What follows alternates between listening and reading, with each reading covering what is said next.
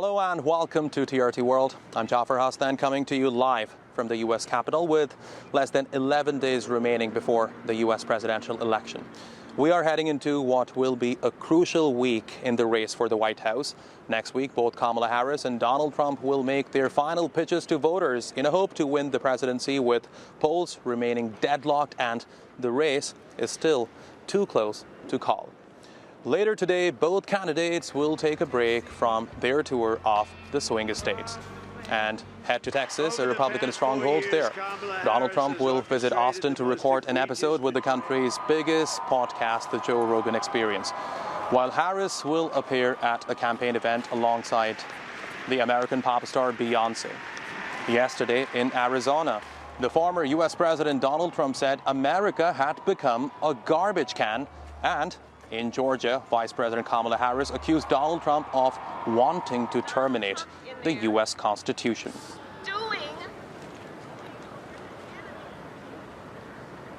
All right, for more on this, let's bring in TRT World's Selena Downs, who joins me live outside the U.S. Capitol. Selena, great to have you, great to see you. So it seems to me both Donald Trump and Kamala Harris, they're campaigning mostly in swing states because they matter the most. That's right. They're blitzing these swing states in the final days of this campaign because they know those are the votes that count. We already know how most of the states in America are going to vote in this election, but it's those key swing states where the votes could go either way, where so much time, money and resources are being ploughed into by both candidates. They're spending millions on ad campaigns there. So we saw Kamala Harris in Georgia overnight campaigning alongside Bruce Springsteen, that icon of American rock and roll, born in the USA. You can't get more American than that. And also former President Barack Obama, because the polling has shown that she is losing support amongst young black American voters, male voters. So he's been parachuted in the dying days of her campaign to try to rally young black male voters around her. And they were, reinforcing this message that they believe that Donald Trump is a threat to democracy. And then, of course, Donald Trump was campaigning in Arizona, another swing state, and he was reiterating his message that he believes Kamala Harris and Joe Biden have basically broken America, broken the economy, and only he can fix it. Let's have a listen to what they had to say. Sure. Over the past 4 years, Kamala Harris has orchestrated the most egregious betrayal that any leader in American history has ever inflicted upon our people. She has eradicated our sovereign border, and she has unleashed an army of migrant gangs who are waging a campaign of violence and terror against our citizens. We're like a garbage can for the world. That's what's happened. That's what's happened to her. We're like a garbage can. Let us be very clear. Someone who suggests we should terminate the Constitution of the United States of America should never again stand behind the seal of the President of the United States of America. So let's imagine it for a moment. It's either Donald Trump in there stewing over his enemies list, or me working for you, checking off my to-do list. Welcome back. Energetic speeches there by both Kamala Harris and Donald Trump. Now, Selena, I understand both Harris and Donald Trump, they're heading to Texas, and so this has certainly raised many questions. For example, why is Donald Trump going to Texas knowing that it's a red state? So isn't it a waste of resource for him? And why, at the same time, why is Harris heading to Texas knowing that it's a red state? Isn't it a waste of resource for the Democrats? Yeah, quite. I mean, it's definitely not a swing state. Texas has voted Republican for the last 30 years.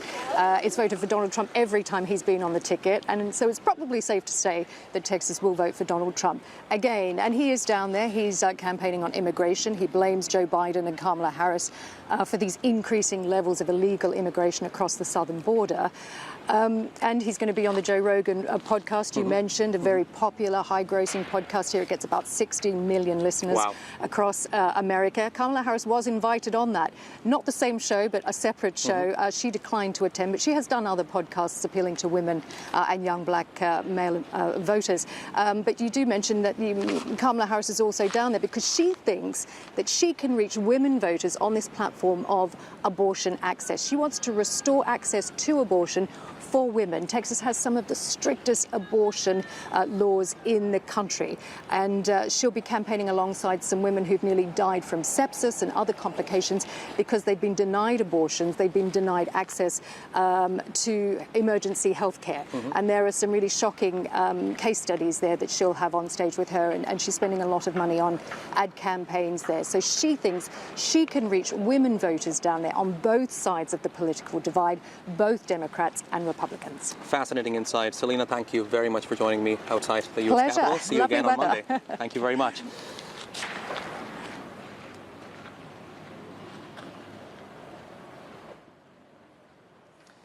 Now, housing is emerging as a core issue for many Americans in the U.S. presidential election. Millions are facing an escalating housing affordability crisis. The issue is particularly acute for African Americans. TRT World's Randolph Nogill visited the U.S. city of New Orleans, which has one of the worst racial wealth gaps here in the U.S.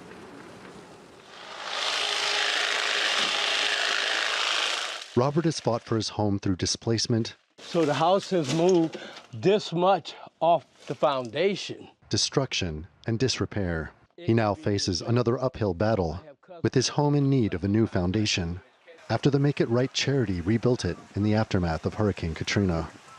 Once the face of his community's resilience, Robert lost his mother and his granddaughter after floodwaters breached the levees and flood walls nearly 20 years ago. So we had all the credentials to receive help and all the responsibilities to expect help, but it didn't come. Hurricane Katrina hits. The levee breaches flood this community that was home to a community of mostly homeowners, not exclusively homeowners, but mostly homeowners and mostly African-American homeowners. 20 years later, the front stoops of houses that washed away are all that remain. And you had people who were displaced, and they came in and were told, you're going to get $20,000, you're going to get $30,000, you're going to get $40,000. And some of those folks found angels in the form of organizations like Lord9.org and a number of other nonprofits and volunteers who came in and said, we'll help you. But most of them didn't make it back. New Orleans is just one of many American cities struggling with housing at a time when rents are surging nationally, along with homelessness. In this U.S. presidential election, housing has emerged as a key issue for millions of Americans who face insecurity on one of the most basic needs, shelter. Only 25% of the need is budgeted for annually. What we've been doing is this weird, perverse version of corporate welfare. But conservative politics runs deep in Louisiana. My grandfather was a staunch conservative, didn't want government either on his back, in his pocket, or worrying about taking care of him. He said, I can take care of myself. Calvin Alexander, an election official, is also a resident of New Orleans' Lower Ninth Ward, who was forced to rebuild after Hurricane Katrina. When it comes to a lot of the programs that politicians come up with, in my opinion, they seem to make the problem worse rather than solve anything. A decisive factor in this election will be how many African-American voters show up to vote. And as long as you cast a vote, then you can either stand in criticism or stand in support. But if you don't cast a vote, the best thing for you to do is shut your mouth, move along, let the next person step up and vote. An enduring belief in America's democracy, even if the road home stretches on a little longer. Randolph Nogill, TRT World, in the U.S. city of New Orleans. For more on this, let's bring in Chris Bruce. He joins me live from Atlanta. He's a political strategist and civil rights advocate. Chris, great to have you here with us on TRT World. Let me begin by asking you something that has been asked many times in the past. Does the U.S. still have a race problem? Yes, thank you for having me. And that's an unequivocal type of question. Of course, the United States of America has a race problem. What comes down to this is about the foundation of the United States. Racism is institutionalized. It has been since the beginning. It will be later on, presently, and going forward. And it's just not the United States that has race issues. It's all issues. But when it comes to voting, it comes to voting specifically, we know that African Americans deal with more voter suppression than any other race out there. This is on the federal and state level, where they have had a history of suppressing the vote for Black people. You may not see dogs on Black people. You may not see hoses ripping off of Black people's skin these days. But to make it harder for them to vote clearly shows the racial divide in the United States. And it really goes to show the inaction of leaders in this country, the fact that they have not been able to solve this very issue for decades. And Chris, now many would argue that New Orleans is emblematic of the racial wealth gap we see across the U.S., with African Americans disproportionately affected by housing affordability issues. So what do you believe are the structural barriers keeping home ownership out of reach for so many Black families, and why have policy solutions largely failed to address these inequities?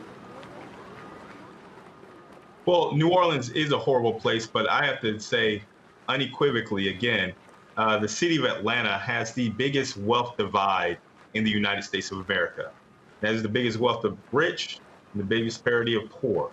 And when it comes down to it, the reason of this is race. You are 19 times more likely to stay poor if you're born in the city of Atlanta than in any other place around. That's horrible. And when it comes to the housing crisis, let me be clear about this. It's not just Black people who are dealing with this housing crisis, it's everyone. And it's basically based off of major corporations taking as much as they can, buying up as many homes as possible, and instead of building more homes, they're putting up apartments for people to rent. So the housing crisis is exponentially worse for Black people, but I can tell you, all Americans are feeling the housing crisis right now, which is a critical election issue at this point. Now, to that point, Chris, if I may, many would say that rising rents and stagnant wages have compounded this housing crisis across the United States, and some would argue that federal intervention is overdue, while others would say that, it is an overreach. So, in your view, what role should the next government play in addressing housing affordability here in the United States? Let me be clear about this. Housing is a right. There's no other way to look at it as far as the decency of the richest nations in the world, but you have a homeless rate that continues to rise. And it impacts us in serious ways of not just not having shelter and security, but it deals with us in education. We have more students now who are considered transient or unhoused, and now we're not getting the proper type of education because they're going school by school and do not know where to work and be fed. Parents trying to have stabilized working. When it comes to the campaigns, you have one candidate who said that they're going to do a $25,000 federal grant if you are a first-time home buyer, and try to issue a $6,000 tax credit for children. And you have another candidate who really has not been outspoken on the issue of what they're going to do about housing. So again, this goes into government intervention needs to be done because the government works for the people. That is the theory that America has based our democracy off of, and the people demand housing. Housing needs to come into it, and government intervention needs to happen. Chris, now this question might be difficult to answer, but I'll ask it anyway. Whose vision do you think resonates better with the electorate of the country, Kamala Harris or Donald Trump, especially when it comes to resolving the housing crisis? Well, I'll be completely honest with you. I do not know former President Donald Trump's policy issues on housing. He had a chance when in 2016, when he was president, to actually do something about this issue. This is where the issue arose after the 2008 housing crash happened. President Obama stabilized it. In 2016, it seemed to be getting worse. In 2020, when President Joe Biden was around, it was getting even worse because people were buying up land in houses with very low interest rates. And now, with interest rates being as high as they are, it's almost impossible to buy a house. President Harris has put forth a plan for $25,000 for first-time home buyers. That helps. Does it solve the problem completely? No, it does not.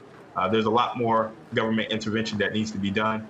But this is a time when Democrats and Republicans need to look towards the people and come together and say, we need to fix this issue if we want to have a stabilized country for people, again, to have homes, grow families, an environment of achieving what we all consider the American dream.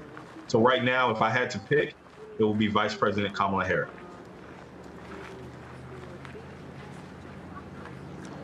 Chris Bruce, thanks very much for joining me today here on TRT World. I really appreciate your taking out the time.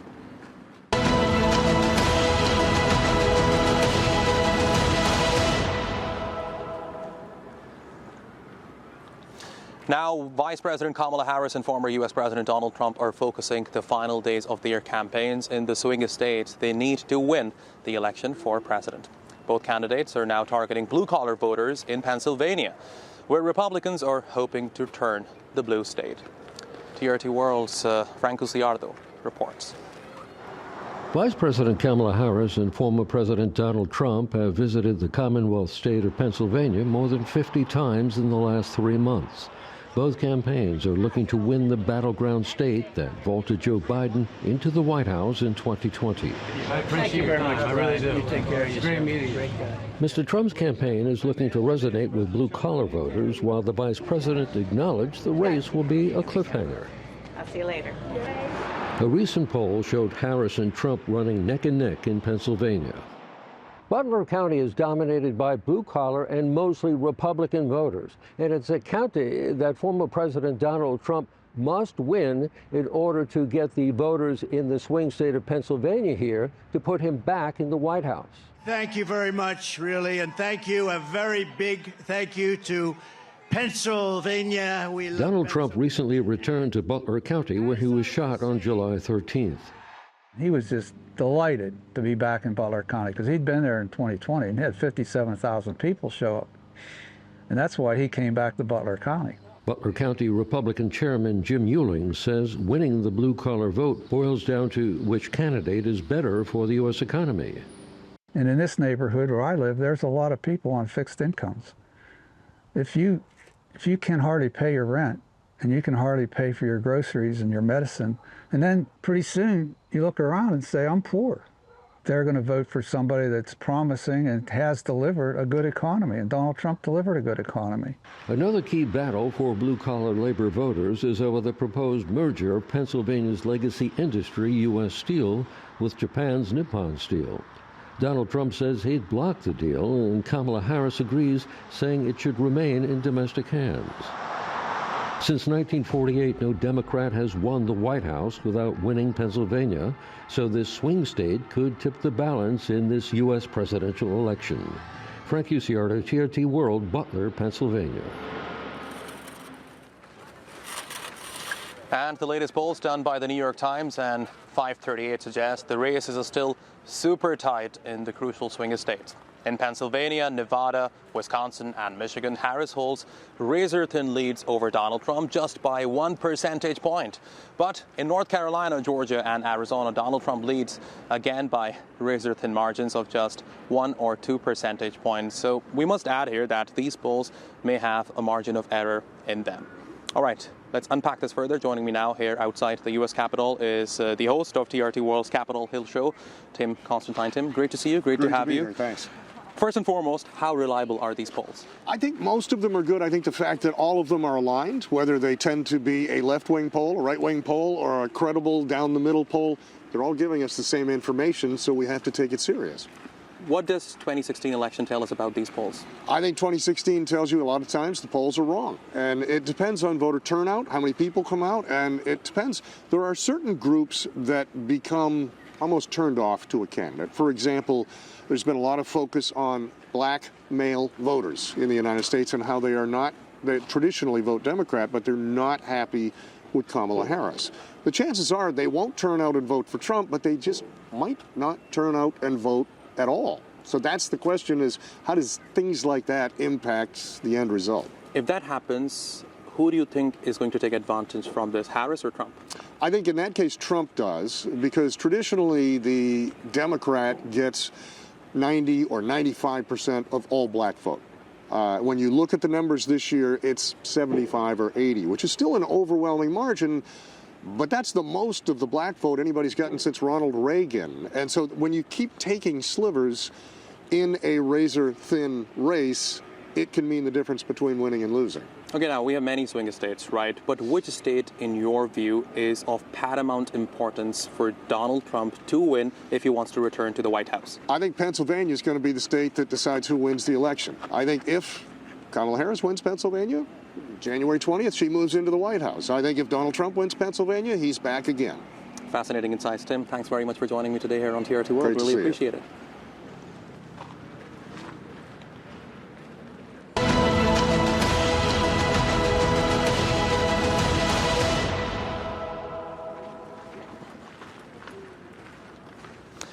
All right, welcome back. Analysts say no matter who wins the race to the White House, both Donald Trump and Kamala Harris will present serious challenges for China.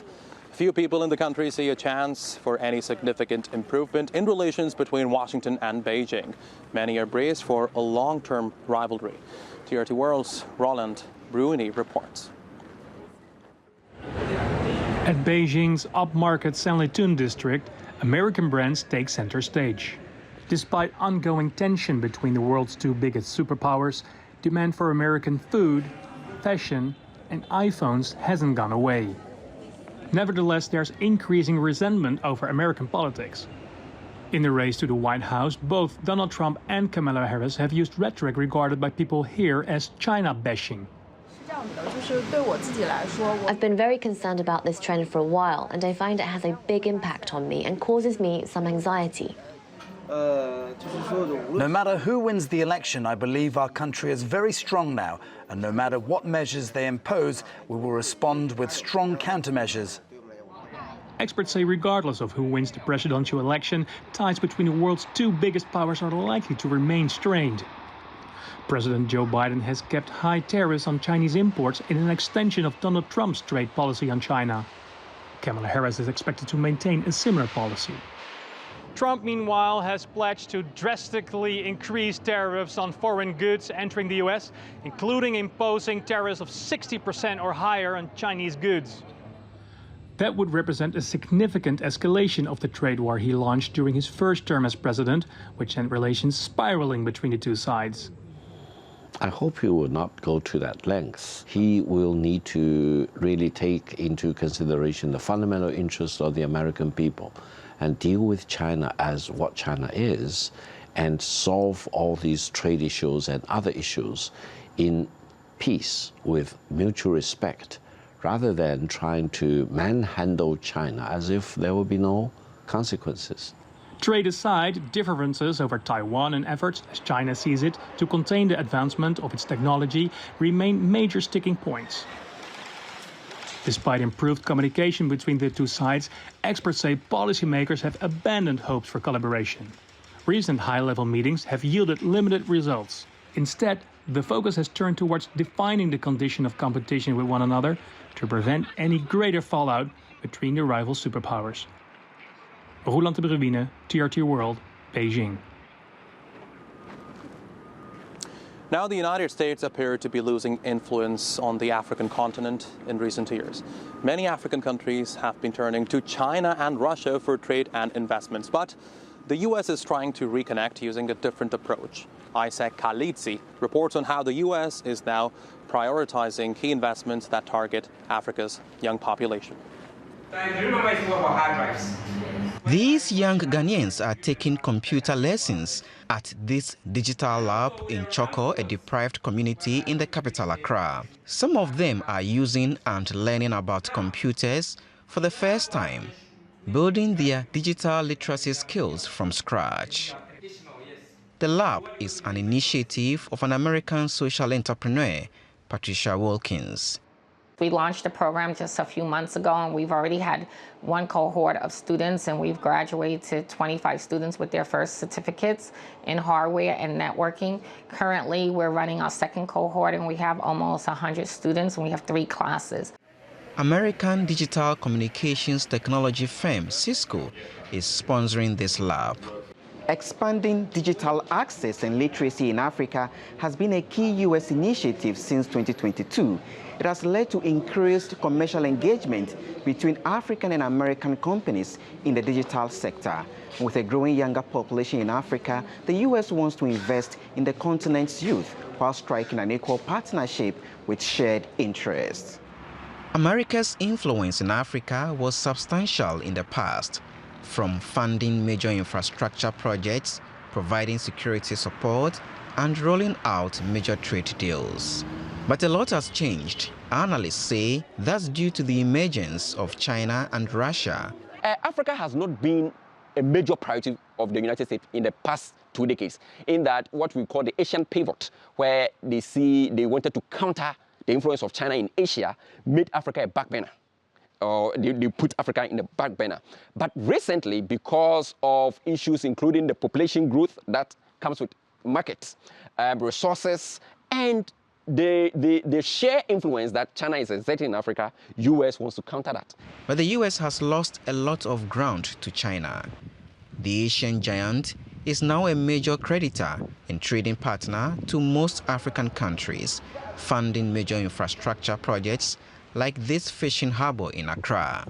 In the past 2 decades, the International Monetary Fund says China has become Sub-Saharan Africa's largest bilateral trading partner. Around 20% of the region's exports now go to China, and about 16% of Africa's imports come from China.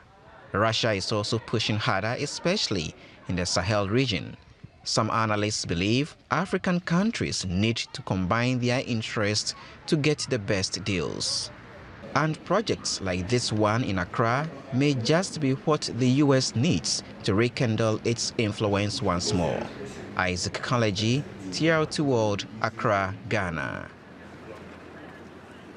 And TRT World, Selena Downs joins me outside the U.S. Capitol. Again, Selena, I'll tell you why we brought you back, because I was just having a conversation with Dan, and we realized that we are not going to be with our audience for 2 days. On the weekend, we're coming back on Monday. So we got to tell our audience what they can expect in terms of campaigning from both Harris and Donald Trump over the weekend. So what can they expect over the weekend? Okay, well, we already talked about Texas. Both candidates are in Texas on Friday. Trump then heads to Michigan, which, of course, is another swing state, and a really interesting one as well, because we know that lots of Arab American voters are really angry and frustrated with Joe Biden and Kamala Harris over their support for Israel in the war on Gaza. So we know that those voters that might have voted Democrat are just saying now that they won't vote Democrat, so they might not vote for Kamala Harris, they might not vote at all, they might not vote for Trump either. So that will be a really interesting state to watch, and a key swing state for both of them. I was just looking, though, at the latest New York Times Siena College poll, which is really interesting, and I don't think we've seen a presidential election quite so deadlocked as this, basically suggesting that if the election was held today, both presidential candidates are deadlocked at 48% each. Oh my God. Well, you know, I think that means that we might not be getting the results for this election on the night. We might have to wait for a week or so. Yeah, I think you're right. I think it will be days. I think the latest that I heard was it could even be Saturday, because the votes in key states like swing states like Pennsylvania, a lot of the ballots won't be counted until, you know, the following day. So we might not have an election result on the night. It might be days that we're waiting, and also then if the result is contested, we might then be waiting for that too. But you know, here at TRT World, we are prepared for such a scenario. Selena Downs, thank you very much for joining me once again outside the U.S. Capitol, and this brings us to the end of this broadcast. Remember, as I mentioned, TRT World will be ramping up its rolling coverage starting on November 4th.